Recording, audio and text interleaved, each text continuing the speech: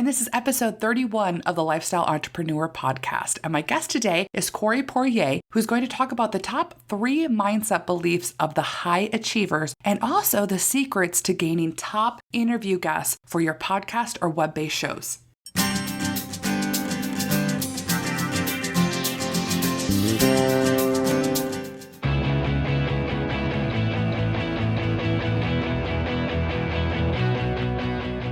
Welcome to the Lifestyle Entrepreneur Podcast. I'm your host, Kris Gilbertson, and I'm an author, speaker, and a coach to teaching you how to launch your own successful podcast. And the reason I designed this show is to bring you the top lifestyle entrepreneur experts from all over the world for them to share their key strategies that they've used to launch their own businesses and allow them to live life on their own terms. So tune in every Friday for new episodes and come on over and join the Lifestyle Entrepreneur community at www.lifestyleacademy.com. There you're going to receive VIP training from specific guests from the podcast, along with being able to watch all of the interviews. And I'll also be making it really easy for you to implement these strategies that you're hearing by sending you what I like to call the Lifestyle Cliff Notes on the best of the best lessons learned on the podcast. So let's get started. All right, so before we get started with the show, I just want to thank everyone who is subscribing and leaving awesome reviews in iTunes. I'm so excited that people are enjoying these interviews. And I'm excited to announce First Fridays. So what I'm going to be doing the first Friday of every month, we're going to have a raffle for those of you that have subscribed to the podcast and then also left a review. And it'll be a raffle for $25 gift cards from iTunes, Amazon, eBay, all over the place. So all you simply need to do is just subscribe to the podcast in iTunes and then leave us a review, and your name will go in a hat, and we'll announce that the first Friday of every month. And today's shout out goes out to Laura Klosterman, where she says, excellent interview with Chris Muccio. Thank you, Chris, for the very useful and informative podcast with Chris. You share many tips on how to make the most of LinkedIn. I never really thought about why I am on LinkedIn and how this affects how I use the media. Brilliant insights from Chris. Yes, LinkedIn can definitely be an incredible tool for your business, whether you're looking to find consulting clients or just members of your team. And also, I love to use it to share my podcast episodes. I get a lot of traction that way where people email me directly. So if you haven't used LinkedIn that way to share your messages, definitely a great format for people that are hungry for knowledge and looking for experts to help them in their life, their business, and even just for fun entertainment. That's part of the game today. Make sure that your education is entertainment at the same time, because that's what people are looking for on the go. So let's get into today's episode now. I'm so excited for my guest today. His name's Kris Poirier, and he's an award-winning and high-demand speaker. He's actually presented to over 50,000 attendees since 2002, and he's the host of Conversations with Passion radio show, which features guests like Chicken Soup's Jack Canfield, Dr. David Suzuki, founder and publisher of one of Atlantic Canadian's premier business publications, a 5-time acclaimed and best-selling author, which is the Conversations with book series. And so he's a CEO of a thriving seminar and event company where he has over 2,500 people that have gone through and rolled up their sleeves and gone through his training and his seminars. He's the founder of a media company that now includes audio, video, and print media, and an interviewer who has personally interviewed more than 2,200 of the world's high achievers. And so I'm really excited to bring Kris on the line today because he's going to share some insights that a lot of people don't talk about that is really going to help you take your business to the next level through his key insights from all of these interviews that he's conducted. He's kind of like the now, today, present day. What's the gentleman's name of Think and Grow Rich, Kris? Napoleon Hill. There we go. It's today's Napoleon Hill. Well, I'm so excited to have you. So welcome. I'd love for you to start by just sharing your story and how you launched your career as an expert. Well, first of all, Kris, thank you so much for bringing me on the show. I'm so humbled by that. And thank you for the nice intro. I used to joke that whenever I used to do seminars and somebody give me an intro that was so flattering, I used to say that that's the benefit of getting your mother to write your intro. And so thank you so much for such a flattering intro. I guess my background, Kris, is that it kind of starts. I take it almost definitely not a direct path. So kind of I'll say a roundabout path to get to where I am today, which is What you mentioned today, I'm at that stage where I'm kind of obsessed by interviewing people, similar to, as you mentioned, Napoleon Hill. But in terms of how I got there, it started back whenever I was about 19 years old. I launched a business publication, having no business really launching such a publication, no understanding of what that involved. I was in a small little town where it hadn't really been done in that way before, i.e. anybody local or independent launching a publication. Everything was pretty much run by what you would call the out-of-town media that would buy a local location and run it from almost as a satellite office. So for me, that's kind of how I got into interviewing people and seeing that success does leave clues, as Jim Rome would say. But where I say it kind of veered off, because, of course, if you looked at that start and then you looked at where I am today, you'd say, wow, it just all makes sense. It's all full circle. But the deviation that I took that led me there is that after I had that publication for about a year, I had some friends convince me to move across the country. And ultimately, I spent about 5 years in corporate sales with a company that most people are probably familiar with called Toshiba Canada, so a Fortune 500 company. And then I moved across Canada again and took a position with a Global 1000 company called Konica Minolta. And during those 10 years, what happened was I was working with customers one-on-one and spending a lot of time in sales, interviewing them and finding out how they ran their companies, why they were looking for the equipment they were, and really just becoming more of a consultant. And I believe that that's where the interviewing kind of took root, if that makes sense. It's kind of a weird deviation, but that corporate side of my career, before I went back out on my own again, I think really kind of laid the groundwork, if that makes sense, Kris. Absolutely. I mean, our past all leads up to what we're doing today, so that makes complete sense. So was there anything that triggered you really into why you wanted to go specifically into interviews? Because you've held some high positions and you've worked with some amazing companies. So what was kind of that main aha moment where you shifted gears into almost more of a lifestyle business is what you're creating for yourself? Yeah, this is where, I said the story took an off-path type route, but it gets even, I guess you could say, almost strange in terms of the path I took, which as many people as you'll have on the show over the years, you probably won't find a lot, I don't think, that would have traveled this route.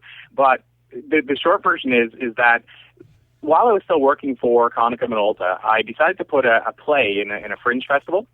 And the play was called From Rags to Rags, and it was just, I always had this other side to me, and I always chalk it up to being a Gemini. I say that this is the other part, this is the other twin that's into the art, and into the creativity side. And I've been writing music and playing music in clubs for years, and that was the only foray into the art I took. But lo and behold, somewhere along the way, I decided to write this play, and I don't even know where it came from. And I wrote this play, put it in a fringe fest, and then when we were done with the play, and it was kind of like one of the biggest accomplishments in a field that I didn't even have any business being in. Again, it was just literally learning as doing. I was driving down the road with one of the actors, and we were done with the play. It was literally the last night. We had just held our big gala. And he said, I heard there's a stand-up comedy workshop going on at the university in 2 weeks' time. Would you be interested in jumping in with me? I'm going to attend. And I said, that sounds terrifying. I'm in. And so this is where, like I said, this is where it all kind of took root, is that I jumped into this 2-week stand-up workshop. So it started in 2 weeks, and it was only 2 weeks. And our training in those 2 weeks for basically, here's how you adjust the mic stand, and Lenny Bruce rules. So Lenny Bruce, a comic from, I guess, the 60s, basically the guy putting on the workshop, all he told us during the whole workshop about how do you launch into a comedy career was, here's how you adjust the mic stand, and Lenny Bruce was the best comic ever. And so that was our training. Wow. And then to fast forward the story quite a bit, yeah, it's a weird story. And so to fast forward a lot of years, it ended up basically me jumping onto the stage, telling my first joke to dead silence, only to discover that the mic was turned off. Basically almost quitting comedy that night, but for some strange reason sticking with it for 700 shows after that. And with the stand-up, yeah, and not to continue on, but just with the stand-up, how that launched Kris into where I am today is it launched me into the world of communication and how powerful communicating with people is. And that, it happened is I learned about a speaking career through that medium and realized that was my true calling, that was my passion, and the comedy was just a byproduct of that. And then what happened from that is that I realized, hey, there's nothing stopping me from going and launching a paper like I had before and going and figuring out what these success clues are and then sharing them with my audiences going forward. So that's the really long version. That is such an amazing story, though. I mean, first, to give you kudos for going and doing stand-up. I mean, that takes a lot of guts to do that just to get started.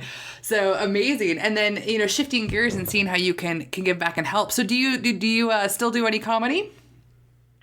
I've been on, this is the best way I can sum it up. I've been on, whatever, if you want to label it mini hiatus, or if you want to label it mini retirement, either or. I've been on both of those, sabbatical if you want as well, for the last year. But previous to that, I was pretty consistent for about 10 years. Wow. So for any comedians in the crowd listening, what are some tips and advice that you can help for people wanting to make it into comedy? I guess the key ones that I would give people is, first of all, trim the fat. So what I mean by that is whenever you write material, similar to a speech or a presentation, whenever you write material, you think, if you're getting 5 minutes or 10 minutes or 15 at an amateur night your very first time, if they tell you got 5 minutes, and some clubs are so strict they'll shut the mic off on you at 5:01. So if you prepare, leave time for the laughs, even if you don't think you're going to get them, because if you do it in front of a camera or a mirror and it's 5 minutes, it's probably about 6.5. So first of all, I would say prepare to have 3 minutes, and you'll probably finish around 5, even if you don't get laughs, unless you just run right through it. So I would say always prepare a little less time than you have. So make sure you don't go over. Just like as a speaker, if you have a 45-minute slot, don't prepare a 44-minute presentation. So that would be a big one. A second one that I would give people is that depending on the club and the troupe you work with, I was very, very fortunate that the guys that I performed with were really all about let's help each other grow. And so, Kris, that the power of mentorship. Well, I really had a lot of mentors when I jumped in. But in the comedy world, typically it's very competitive. And there's comics that will try to heckle you to actually make your set look worse, so theirs will look better. There's a lot of things that go on in a comedy club that will surprise people. So, absolutely. So what I would say is study the people, figure it out. The second thing is I'd say you have to eventually develop your own voice. I mean, if you get caught as a hack comic using other people's material, you'll probably not be invited back to the club. It's a little different than business where it's almost a compliment. If you see something as a strategy that's working and you find a way to use it in your business, in comedy, not so much. I mean, it's considered hack. And so I would say for the second clue or second tip would be to study comics that have a similar style to you, the comics that make you laugh, whether it's the local comic that you're at the club with or whether it's on TV like whether it's a Chris Rock or a Jerry Seinfeld or even a Richard Pryor. Study that comic, see where their voice comes from, and try to figure out how your comedy and your authentic voice relates to that comedy and why that comedy makes you laugh. And there's probably a lot of hints in there as to what type of comedy is going to work for you. Wow, that's amazing. Now, I know I've kind of veered off a little bit here at a tangent for a second, but I know you just fell into comedy, but was it something that you wanted to do before when you were younger, or was it just, hey, let's just do it, it's crazy, I want to get out there? My answer would be no, that it's not that I shouldn't say I didn't want to do it. I didn't know it was even an option. As much as it sounds strange, throughout most of my life and career, the things that I'm doing today, I didn't know were possible. Meaning, I didn't know that a person could actually get paid to go out as a speaker. I did my first talk at 20 years old to an entrepreneurial group, and they just brought me in because they could see my passion for business. And to be honest, at that point, I still didn't know there was any speaker in the world that was making a living as a speaker. Right. And Anthony Robbins, of course, was for at least 10 years at that point. And it's the comedy side, so I didn't know that anybody could actually get paid as a comic. What I thought it was is that it was basically just the odd actor could actually go into the comedy field, and people would attend this show and pay him or her only because they were an actor. So the comics that I watched growing up would have been, say, Eddie Murphy and Richard Pryor and Bill Cosby. Right. And if you think about those three, all three of them were very highly successful actors that more people knew them as than comics. So I thought rather than comedy launching the acting, I thought it was the other way around. So did I want to do it? I would have had I known it existed. But until I was 18, I'd never seen a live stand-up comic get paid to entertain people. Wow.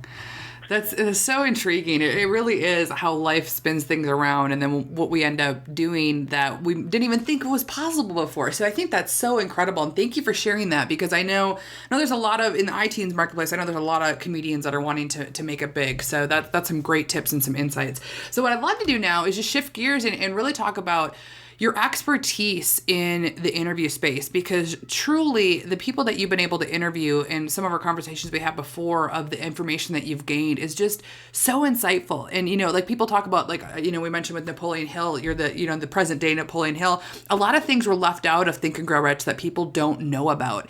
And there's the missing pieces to success in some of the books out there. And I'd love for you to just kind of talk about, first of all, to start with the interview process of what do you enjoy most about interviewing, and how have you been able to land some of the people that you've been able to interview? And then we'll kind of go further on. Absolutely. So what do I guess I'll start with how do I reach them, and how I've been able to perhaps gain access to some of the people that I likewise didn't know that it would be possible to reach. There's two parts to that story, Kris. And one of them, just yesterday, where I get to do a lot of interviews, as you know, stories are, you associate, the more you do interviews, the more you associate present-day stories with things that were triggered from a while back. So I was talking to a girl yesterday, a lady who is running events, and she's brought in Deepak Chopra and Wayne Dyer, and she's brought in some amazing speakers into her events, and she only started 4 years ago. And when she started, her last event before that, she had 65 people. And she told us on the interview that whenever Deepak's office was considering sending him in, they said, how many people come to your events? And she said 80. She said she bumped it up by 15. And I'm thinking, like that's going to really seal the deal. And she said his publicist said, well, he doesn't come and speak for less than 1,000, not because he doesn't want to, just because, feasibly, it's, not feasible otherwise. And the lady said, oh, that's no problem. I'll bring 1,000. And so what's funny to me is when I asked her, how did you reach the Deepaks of the world and even convince them to listen? And she said, I'm going to give you the answer that relates completely to her answer. What I found, Kris, is so amazing is it's just simply asking. Mm-hmm. I know people want this really sexy answer that, I came up with this, Chris Christopherson did when he paid for a plane to land in Johnny Cash's backyard to get him to take a copy of a CD and say that, I've taken some sexy road to do that to get Jack Canfield to be open to an interview. But the truth is, I think it's one of those things where not a lot of people ask. So it becomes the scenario where they say yes every now and then because not everybody's flooding them because most people think you can't ask. It's almost like just taking action allows you to show up 95% of the time versus the person that won't take action. Exactly. You just got to get out there and swing the bat. Especially with interviews. The best time I found is when people are promoting things. But I love that. So talk about I'd love for you to just kind of talk about, I know you've got so many insights from all the experts that you've interviewed and key takeaways. And I'm just going to let you kind of take away the mic and talk about what have you found are the keys to being successful from all the people that you've interviewed. Well, absolutely. And you would ask me as well what I love about it, and I can answer that as I'm answering this question. So what I love is that I get to learn these insights from these people that I admired from afar. I get to learn these great insights that I didn't realize were so significant. So what I'll do perhaps, Kris, I'll start out by sharing perhaps the top three that I've noticed in terms of these are the ones that I'm going to say more than 90% of the high achievers I've interviewed have in common. And so I can literally say more than 90%. Like, it's not even just me throwing a number out. Because I was able to go back and list, what are the top 5 and then what are the top 10 overall. But the top 3 are the ones that really rise above. And so the 3 that really, I guess I've noticed, I'm actually going to start in reverse. I usually don't do this. I usually start with the top most common traits first, jump right in, but what, I'll do it in the reverse order, so I'll keep people in suspense. So the third most common trait, which will really appeal to you and I in the sense that it really speaks for what we're doing on a daily basis, is that learners are leaders. Mm. And so when I say that, you'll notice the word learners and not readers. And where that comes from is I heard a statistic one time, a study that Charles Schwab did, and I heard it through Success Media, that they studied the top 2% of CEOs in North America. to figure out what made them tick and what was different about them. And what they come to find out is that the average CEO in North America, the top CEOs, read an average of 1 to 3 books a month, whereas the average North American reads less than a half a chapter a year as an average. And so that statistic really spoke to me once I did my own research and study, because what I discovered is it is true that people that take the time to self-develop and learn, they are the ones who become leaders. Now, here's the catch-22. I mentioned the difference between the word reader and learner. Why I switched that word is I was talking to somebody one day, and he brought up a great point, and I said, well, what I've discovered is that readers are leaders. And he pointed out the fact that it's the content they're getting, not necessarily the medium they're using to getting it, which is a great point, because you can read a fictional book, a romance book, all day long, and it's great enrichment, and it's great amusement, and it will even probably creatively stimulate your mind to some degree, but nowhere near to the degree that basically picking and choosing the right learning material will. And so now, why learners are leaders is you can go to TED, for example, and watch a TED Talk. You can go to Success Magazine and read the magazine, or you can listen to the audio CD, or you can go onto success.com and jump right in. You can go to LinkedIn and get knowledge. You can go onto YouTube and watch. I mean, as a presenter, I actually molded and modeled some of my presentation like Steve Jobs, because I always admired how he could just tell a 10-minute story based on a picture on a screen. And I basically watched and studied and tore apart in a good way his presentations for that reason, so I could learn from YouTube in that way. So going back to the original point, what I discovered are learners are leaders. The people that invest in self-development, whether it's time or money, are the ones that rise to the top. So that's the third most common trait. Excellent. And I will tell you, I'll go one step further too and say one thing that really probably surprises a lot of people is that you get people like a Jack Canfield or T. Harv Eker or a David Suzuki who, well, I'll use the example of Jack and David. I mean, Jack is 69 right now, I believe, unless he had a birthday since we chatted. So he's 69 and David Suzuki is 76. And David doesn't own like a Kindle, but he travels on planes with a kit bag full of books. And his wife keeps telling him he's going to hurt his back if he doesn't stop that. And Jack, as people know, he's known for being at the back of the room taking ferocious notes at seminars, even though he's out teaching people, all over the world. So to me, it just proves that lifelong learners are leaders. Right. So is that a good summary for the third most common trait? What was that? I said, is that a good summary for the third most common trait? Oh, perfect. Absolutely. I mean, and especially today, and I love hearing that when top leaders are avid learners, because our technology and information changes every 2 years now. So you have to be, I mean, especially with all the platforms that we're on today. So, and I love that, making sure that you're getting the right knowledge and the right information to be implemented into your business. So be really savvy of what you're paying attention to, which I think is really important as well. So absolutely. I love this. So let's keep going. Okay, and by the way, I will say a little plug for podcasting is obviously that's another way that we can actually gain that knowledge. And I've really in the last probably year, once I started really discovering that common trait, I jumped right in headfirst into listening to podcasts daily. So and Kris, that's how I came across and discovered you as well. So just a little plug for the power of podcasting. Yeah, and Blog Talk the same way. I mean, it's all that medium that we can connect with now on the go. So it's fantastic. I love it. Absolutely. So what I'll do, I'll share number 2, and this is the one that, number 1 is the one I'm going to share at the end. Number 1 is the most exciting to me, but number 2 is the one that gets the most conversation and dialogue from anybody I share it with, and I'll explain the reason as well. But one thing I notice when you're sitting with people that know that they have to say no often to certain things to be able to say yes to other things. And by the way, that's not the common trait, but that is one of the common traits. It's just not in the top 3, but it relates to this one. And some people would define it as focus. But what I will say is the high achievers seem to have found a way to remove the distractions so that when they're with you, they can be all in. And somebody used that term in one of my interviews is they said, so is that almost like they're all in, Corey? And I thought that was a great way to define it. Rather than just saying they are completely in focus or they can remove the distractions, what it really means is that if they're in front of me right now, if they're sitting with me, they're all in for that moment. But the next thing they jump onto, let's say if they're going to be checking their email, then they're all in.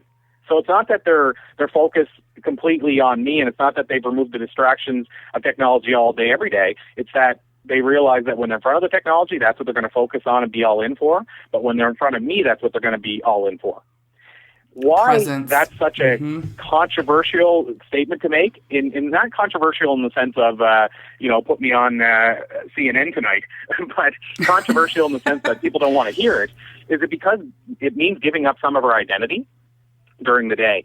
So what I mean by that is, I would say the numbers, Kris, are above, at this point, I'm even over the 2,200, and I would say over 2,200.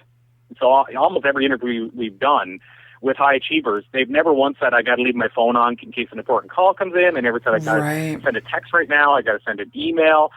In fact, I never heard a phone ring once. And yet you go sit across from the average person. I have salespeople, coming and sitting across from me, and their phone is going off 10 times during the 1 hour meeting. Or I do seminars and the phones are going off like crazy. So nobody wants to hear that the high achievers have found a way to break away from their devices during the time that they don't need to be dedicated to it. Right. Well, presence is so important, and especially now with more of the technology age. I mean, people are connecting so quickly. Like, they'll be sitting. I mean, I used to live in Chicago, and I was always on all different forms of transportation. And you'd be sitting there with a really cool person right next to you, not even talking to them, and you're on your phone tweeting and doing all this other stuff, not being present of who you're around and ways to connect. So I love that, because if you think about it, all the events we've been to, when you've really met the people that you've really connected, that you think back on, like, wow, that person's just amazing. It's because they were so present with you. They weren't distracted. They weren't doing other things. And that's what makes you memorable. So I think that's an amazing point. And you don't hear that very often, that people mention that. So I think that's absolutely brilliant, and something that it's hard to do. Staying present and staying focused in the moment is probably one of the biggest distractions that entrepreneurs have in their businesses. So I love that you brought that up. Well, and also, Kris, it's two parts to that too. Is that one, it's something Napoleon Hill couldn't have shared with us because the technology didn't exist then. So I like it because it's a fact that he couldn't have found, only because it didn't exist at the time. And so it's something that we can use. So this is the second part to that I like about this discovery, is that it can become our competitive advantage. Right. We had a guy we interviewed. You might even be familiar with Robin Sharma. He wrote the Monk Who Sold His Ferrari. So Robin, we had him on. We had an interview with Robin for our publication, and I remember I asked him specifically, and he gave me such a great politically correct answer because, of course, he works with Microsoft and he works with the technology company. Right. So I was kind of putting him on the spot, and I said, what are your thoughts on whether or not a person should be able to break away from the technology? And this, by the way, was before I discovered this common trait. And so what Robin said to me was that, and it was such a great answer, and so politically correct, but at the same time so profound, is he said, I'll put it this way, Corey. He said, if there's two people that are competing for the same business, and one of them has their data device on and they're paying attention to it or thinking about it or in the moment with it or it's buzzing on their hip and they're focused on it, and the other person doesn't. Even though we love to say I'll give 120%, we only have 100% to give. And so if one of those sales reps doesn't have the phone on, it's turned off or whatever it is, or it's forwarded and they don't even know it exists, and they're focused on that person completely, they're giving them 100%. If the other person is giving 50% of their device, they only have 50% to give to the other person in the relationship. So their odds of winning are very slim. And I just thought that was such a profound answer to the idea that it can become our competitive advantage, knowing that trait, if we're willing to break away from the technology just whenever it's necessary. Not all the time, but just when it's necessary. Well, and it's even to the point of our level of creativity. I mean, when you're sitting there connecting with other business owners, and this is, my genius comes when I'm coaching. I notice other times I'm too distracted. I'll be all over the place. But when I'm coaching, I'm so ever present with the person I'm talking with. And that's when the genius can happen with the other person of how to get them to the next level in their business, or something they may be missing, or maybe an idea. And when you're trying to do other things, it's like that gentleman said, you're just not, you're going to miss landing that idea that could really help that person and that engagement. So that's so true and so powerful. And yes, the competition edge is very powerful with being present. Well, and I'll jump onto the number one most common trait, but I'll say one more thing about that with our competitive advantage today. one of the things I spend my time in a big way when it comes to consulting and speaking is customer service. And what's funny, and I mean that's a whole other interview altogether and conversation altogether, because I'm a believer that 20 years ago we thought we were going into the customer service revolution, and I just wanted to see where we fell off the path, because I personally I know there's some amazing examples of customer service. Customer service experiences, exceptional customer service out there, a la your Disney's. A person drops an ice cream cone and they're running right over to replace it. Your Starbucks, your Apple, your Zappos. There's some great examples, but I think overall customer service has kind of went in the wrong direction.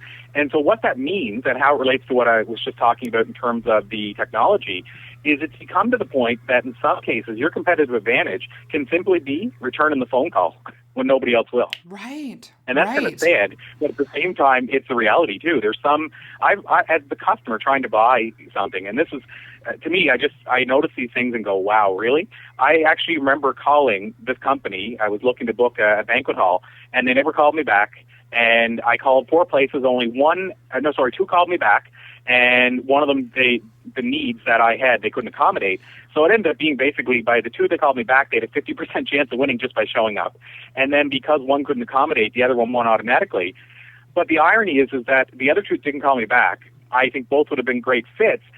But about 4 months later, I saw one of the people that didn't call me back in the news. And by the way, I left more than one message. I saw them in the news saying that they may have to close because there wasn't enough business. Oh, isn't that... saying, how many people did you not call back?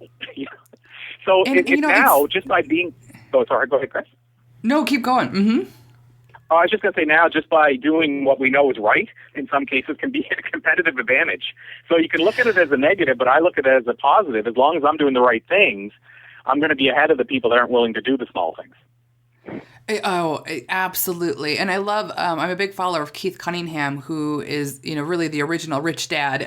And he always talks about filling the void. And he's a big proponent on being present as well. And being present enough to see what your competition isn't doing, where they're not listening to the customers, the consumers, and then filling that void. So it all comes together on what you're talking about. And that's a brilliant a point that you're making too, that of the customer service, just doing the things that you think were ordinary and doing what's right, other companies aren't. So it just automatically raises you above the bar, which is so, it seems uncanny, but it really is so true. So, all right, I love that. So what's the number one key to success?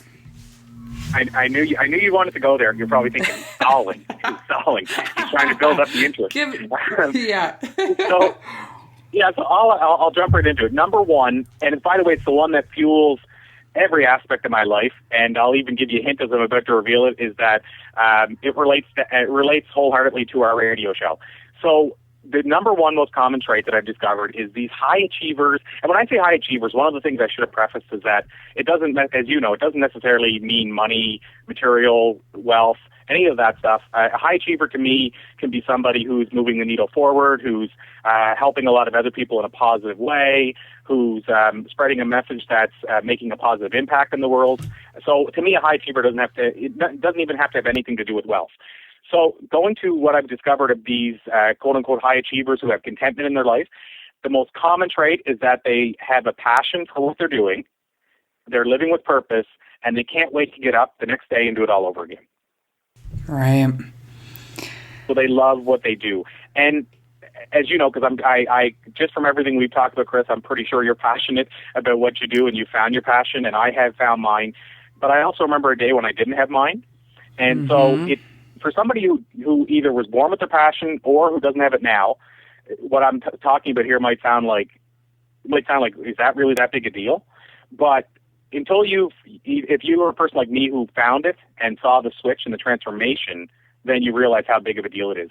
To me, passion, what I've discovered is the people with passion can work longer hours at what they love. They're sick less often. They have a smile on their face more often. They have a better energy. People like them more.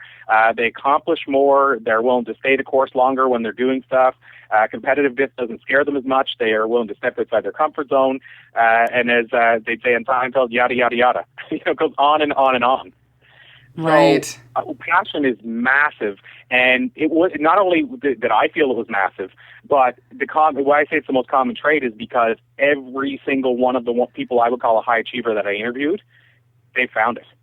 So Right. if a person wants to know how do I achieve whatever that is in their life, significance, greatness, what have you, if you haven't found your passion yet or haven't even bothered to look for it and you don't have it, you're going to have a tough time. Yeah, that's so powerful, and that's so true of just the energy and the commitment level that you have. And I think with my experience, because that's all I know, obviously, is just going passionately in a lot of wrong directions and finding out those weren't my passions to find what you really love. There's an aha moment, there's a turning point. And do you have any insights to help people? How, a process or any, tips to help people find their passion? Because I think a lot of people struggle with that and have gone down a crazy road like myself, going through all different things that weren't the right fit. Yeah, absolutely. So I give people a lot of different answers in terms of what I consider to be insight into how to find your passion. And when I say this, it's because everybody's passion is different, as you know. There's also, people find it in so many different ways that I don't think there is a one. I wish there was an easy, you fill out this form or you put in money into the meter and your passion comes out in the bottom, but it's not that easy. No, that's an invention. So, there we go. Yeah, so you know what? Maybe if somebody can make that, in the words of Shalene Johnson from Turbo Jam, who we've had on the show, that would be liquid gold. You would be able to sell that to anybody who'd be willing to open up their wallet. But that doesn't exist. So what I tell people is that there's a lot of different ways. What I usually suggest, I mean, a lot of us, I think, especially if we're in the thought leadership world, have heard the approach of finding out what you do for free. Figure out what it is that you would do for free if money wasn't an issue, and your passion probably lies in there somewhere, and I agree completely with that. What I would say is, first of all, figure out what you did as a kid that made you come alive.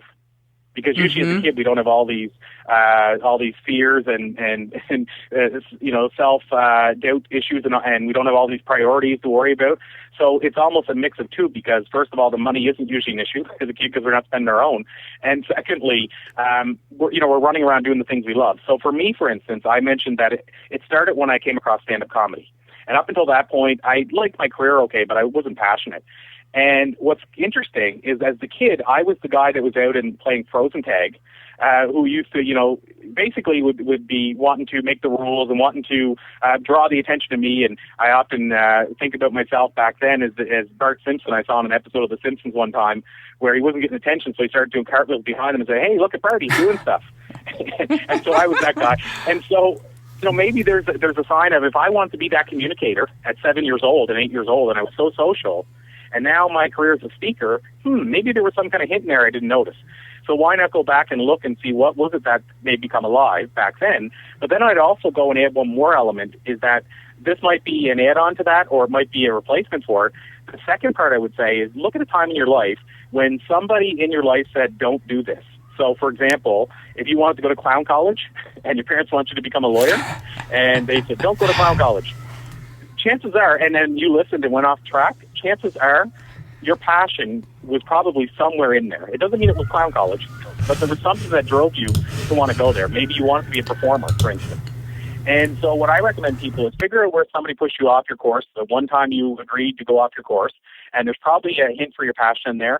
Also, look back when you were a kid and make a list of the things that you love to do because money wasn't an issue, and there's probably a hint of your passion there. And then I'll give one more tip, and this is probably the biggest one of all, is that if you're not willing to step outside your comfort zone and you haven't found your passion yet, once again, you're going to have a tough time probably discovering it, because what I've discovered from both the people I've interviewed and my own passion process is that you have to step outside your comfort zone, because your passion is probably just outside of it. Right. It's actually, it's so funny that you say that.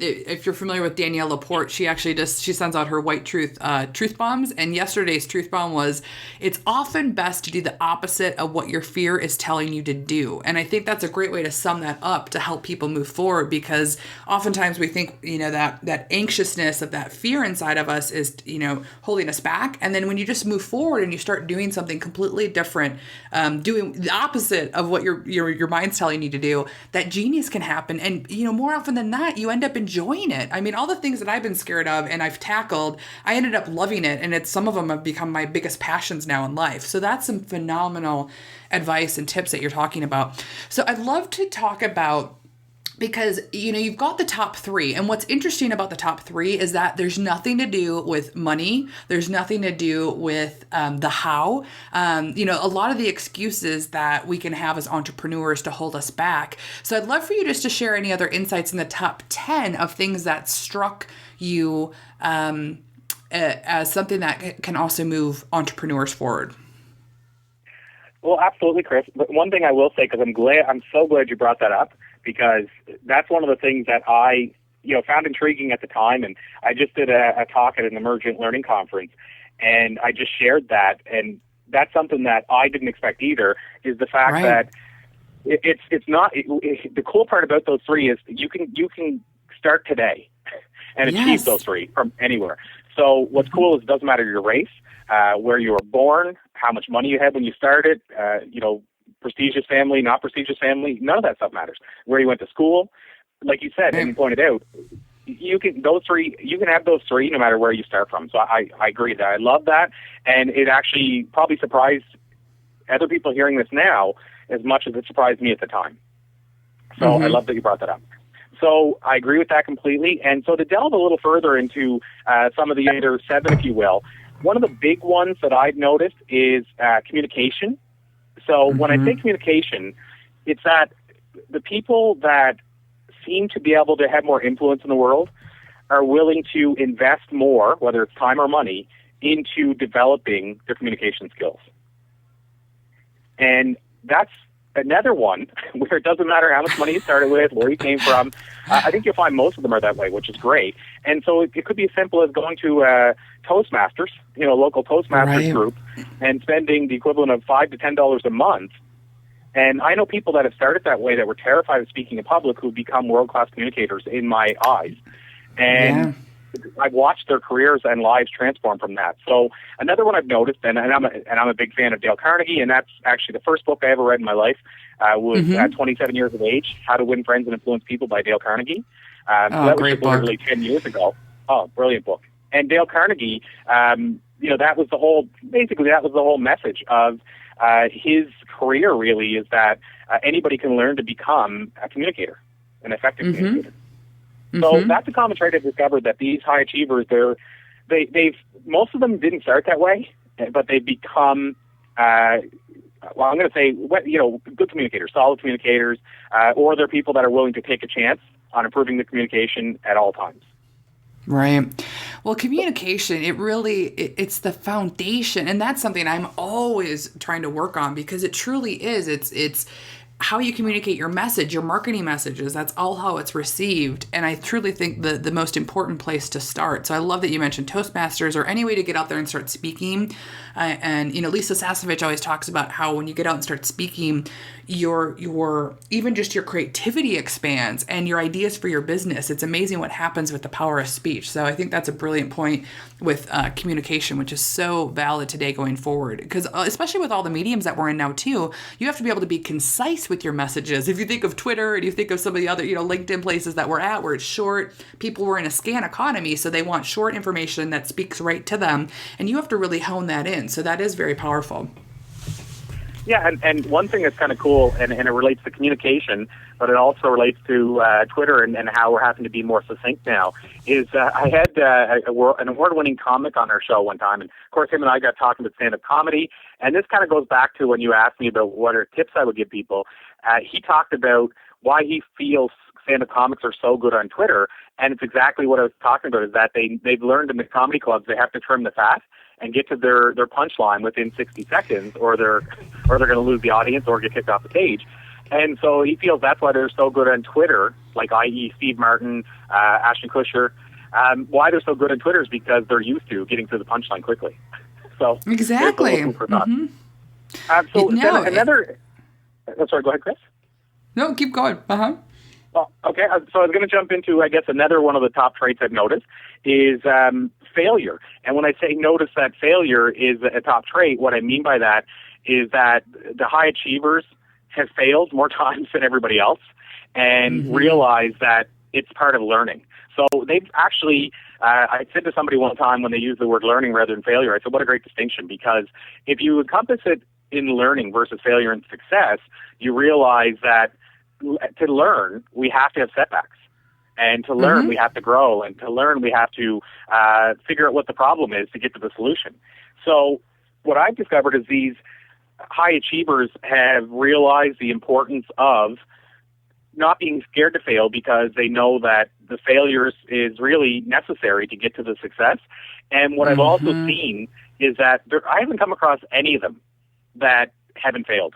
Like, I haven't come across, and I actually have interviewed a guy named Richard St. John, who wrote a book called 8 to Be Great. He's interviewed about another 2,000 high achievers now, so a la Bill Gates, Martha Stewart, and on George Cameron, and he found the same thing, that he hasn't come across any of them that didn't fail before. And when I interviewed Darren Hardy from Success Magazine, he mentioned, I asked him about failure, he hasn't come across any. So, there you're up to now, 6,000 or 7,000 interviews, and not one of us have come across anyone as a high achiever who hadn't at least failed multiple times. Right. So it's not, I mean, obviously it's not just being willing to fail, it's also how you pick yourself back up, what you learn from that setback, and how you apply what you learned to not have the same setback again a week later, if you will. It will, exactly. And I love that. It really is. And I think it's a big shift once you can make that shift of, because, in school we're taught, failure, oh, that's bad. It's got to be perfect. The red marks on our school papers, and it sets people up for that mindset. But you learn so much more from your failures. If you have instant success, you don't know how to teach it. You don't know how to, implement it again, because you don't really know what happened. It just sometimes that, so that's why I love with the failure. And that's something for me that has been really present. Anything I've tried to do, I've really had to work hard at it. It's not something that just comes naturally. So those failures are how you learn how to blossom and become even better. So I love that perspective of looking at it more from the failure side. And that's how, look at the light bulb, look at, all the things that have happened. It's from accidents and failures and moving forward. So that's brilliant. Absolutely. Yeah, absolutely. So up to you. Do you want me to continue, or do you have any questions, or where do you want me to? Well, I think it's great. Do you have any other insights that maybe interviewing some of the top experts, like the Darren Hardys of the world and the other people that are interviewing even other top high achievers, did they bring any insights for you that you can share that were a little bit, might be different, or any other insights that they've shared with you? Yeah, well, I can say, going back to the third most common trait I shared about learners are leaders, I can actually, one of the things that's really valuable and important that we sometimes forget is we only have a limited time. And time is our most precious commodity. And I didn't get that when I heard it when I was younger, but I get it now more than I ever had before. And so one of the things that I was curious about is, if learners are leaders, and if it matters what we learn, how are these high achievers doing it in an efficient manner? So how are they making it happen quickly? How are they making sure they don't go learning the wrong material, let's say, or content for 2 years in the wrong direction? Because obviously to them, they want to keep learning and growing in the best and most efficient manner possible. So I asked Zig Ziglar, the late great Zig Ziglar, how he decides what he's going to learn or read. And his response, which I thought was very telling, is he said, and I guess it's kind of at this stage, it's kind of interesting, because I interviewed him just, I think it was 2010, so just 3 years ago. And he had mentioned, after living a great career and raising a great family, from his perspective, he didn't have as much time to just kind of grab books and take a chance, if you will, and reading the wrong material over and over again. Right. So what he said is he had kind of a set of criteria, which basically was, is the book, is it true? Is it going to inspire or educate me? And am I going to learn something from it? So, and that goes to the educate, but it also goes to, learn in terms of be empowered or take something unique from it. And so what he said basically was, what that summed up is, it had to be, for him, nonfiction or some form of a biography, which I thought was great, because he's basically saying he has a criteria that says X amount of books don't even factor in when he's thinking about what's the next book he's going to pick up and read. And as you know, when we're feeding our mind, what we feed our mind is so valuable. I think sometimes we should have a learning plan, or we should have an approach we take to say, okay, you know, if I only get to read 10 more books, what are they going to be? And so I love how he had a system for that. And I'll go one step further, and this one is really, I guess, it's along similar lines, but it's really kind of, I guess, in some ways, I'll say surreal in some ways. But I interviewed a lady who 12 years ago had 4-stage cancer, and she was told by the doctor that she had less than 2 months to live and no hope, essentially. And so I said, and I'll fast forward. So 12 years later, she has cancer remission for 11 and a half years. She's a naturopathic doctor teaching other people how to put cancer in remission. And so my question to her was, you had 2 months. How did you decide what you're going to read? I mean, she said that she basically, she credits almost her entire health success to what she read. So you start thinking, how do you choose in 2 months if you've been told that's how long you have? How do you choose what you're going to feed your mind in 2 months to make the difference? And what she said was so profound to me is she said, basically, I went to the people that I was already admiring and wanted to learn from in terms of what they had done in advancing the cause in terms of putting cancer in remission or beating life-threatening diseases. And what she said is I went to them and I asked them what they're reading, and if it was said 3 times, that was the next book I read. So there's so much we can take from that, because I mean, that's a circumstance where it's pretty, you know, it's a dire situation. But for us, you know, what stops us from going, who do I admire? Who's mentoring me right now? Or who am I a big fan of? And especially now with social media, where we can actually go and ask them a question. And maybe you're on the social media website of somebody you're a big fan of. Maybe it's Kris Gilbertson, you know, and you go and say, what are the last 3 books you read that you loved? You know, and actually being able to get inside the minds of the people you admire simply by asking them, what do you recommend? If Dale Carnegie's book, How to Win Friends, is still selling, I've heard at one point, 1 million copies a year still. So I'm pretty sure it's safe to say 3 people are recommending that book. So that's the one you could probably take a chance on. But yeah, I thought that was a great message, both from Zig Ziglar and from this lady, in the sense that it does matter what you read and what you put in your mind. And there are definitely ways that you can develop a learning plan in the system for making sure that you're reading the right stuff, so that you don't even maybe read 3 of the wrong books in a row and then give up on reading for 10 years. Yeah, exactly. And, you know, even to take that one step further, I love Darren Hardy's process, where he says, go out and research, like figure out the skill sets that you need to hone in on, or the ones that you want to master. And then find the top people, like if it's speaking on stage, like find the people that have the products and programs and books, and read 3 books. Like research your niche first before you go and just buy the books or what you're doing. Figure out who are the best, and then choose the top 3 books, the top, you know, audio program, and then go to one event a quarter for that, you know, that learning style. So you're actually submerging yourself in all different forms of learning, because I think that's one of the things you're talking about too, is then the peak performance component of it. So you've got the reading, you've got the learning, but how do you consume all that information and implement it? And that's one thing that he takes to the next step, is having you submerge yourself in that one skill set to move forward. And so I think that's great of, you know, how do you find the right information, and then choosing it wisely, because our time is so valuable, like you said. Very true. So this has been absolutely, yeah. Mm-hmm. I only was going to add this on, Kris, because you mentioned Darren, and I'm a big fan of Success magazine. And so Darren is kind of giving people the answers, and I guess to some degree, by me having multiple platforms, it's what I've tried to do.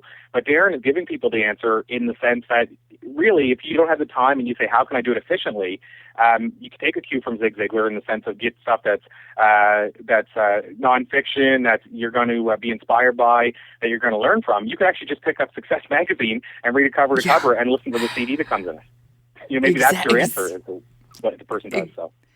Exactly. Yeah, Success is one of the best magazines for that, and just the platform that he's created there. It's brilliant.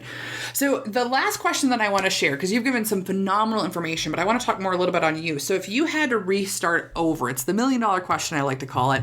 And if you had to start over from scratch today, and you didn't have any of the network that you've now created, or have any of the resources that you have, how would you rebuild your empire? I would this is going to sound weird, Kris. I would take, I guess you'd say, a similar path to what I have, in the extent that I would actually go out and find and try to reach and access the top achievers, and I would try to understand what they're doing and actually share that with other people, and hope that I could build trust, build a network, build a following by actually aligning myself and surrounding myself with the right people, and then being able to share their message with other people. But at the same time, what I would hope would happen from that is that I would become more positive once again, more passionate. I would grow to try to reach their level. So I think I would probably focus on finding the right people that I could work with and they could work with me to elevate ourselves, I guess, both myself and them. And then I would find ways to make that work for both of us. So whether that's me interviewing them and finding a way to share that knowledge with other people through maybe newspaper, through radio, whatever that might be.